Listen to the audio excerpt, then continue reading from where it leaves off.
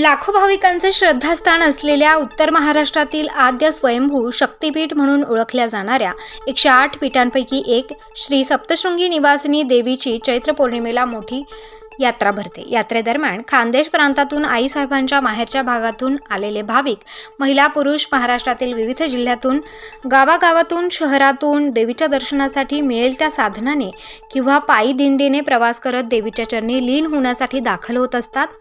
याही वर्षी लाखो भाविकांनी देवीचे दर्शन घेऊन आईचा आशीर्वाद मिळवलाय।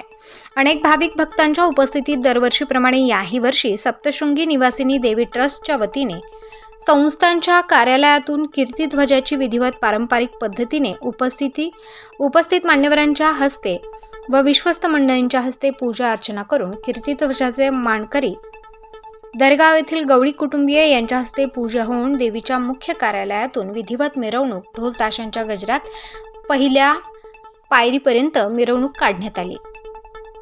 यावेळी परशुराम बाला की जय, सप्तशृंगी माता की जय, मार्कंडेय महाराज की जय असा जयघोष करत सप्तशृंगी गडावरील परिसर दुमदुमून गेला होता।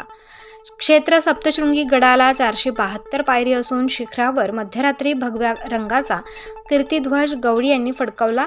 समुद्रसपाटीपासून 4600 फूट उंच असलेल्या सप्तशृंगी गडावरील दरगावचे पाटील बांधव सप्तशृंगीच्या शिखरावर चढण्यासाठी कुठलाही मार्ग नाही, झाडे झुडपे नाही, खाच खळगे नाही, मग पाटील शिखरावर जातात तरी कसे असा प्रश्न सामान्य भाविकांना पडतो।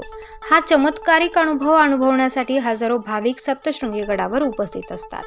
मातेच्या शिखरावर कीर्तिध्वज फडकवण्याची परंपरा गवळी कुटुंबियांकडे आहे। ध्वजासाठी 11 मीटर कापड व त्याच मापाची काठी लागते। जाताना मार्गात देवदेवतांची पूजा अर्चा, 30 ते 35 किलो वजनाची पूजा साहित्य व धान्य इत्यादी वस्तू दिल्या जातात। शिखरावर ध्वज फडकवल्यानंतर भाविक भक्त झेंड्याचे दर्शन घेऊन परतीच्या मार्गाला लागलेत। यावेळी यात्रेत अनेक हॉटेल्स, प्रसादाची दुकाने, खेळणीची दुकाने, खाऊची दुकाने व इतर दुकानांनी सप्तशृंगी गड परिसर सजून गेला। यावेळी एसटी महामंडळाने भाविकांची येण्या जाण्याची सोय केली, तर पोलीस प्रशासनाने चोख बंदोबस्त ठेवून कोणताही अनुचित प्रकार घडू दिला नाही। स्टार न्यूजसाठी मुकुंद वाड, निफाड।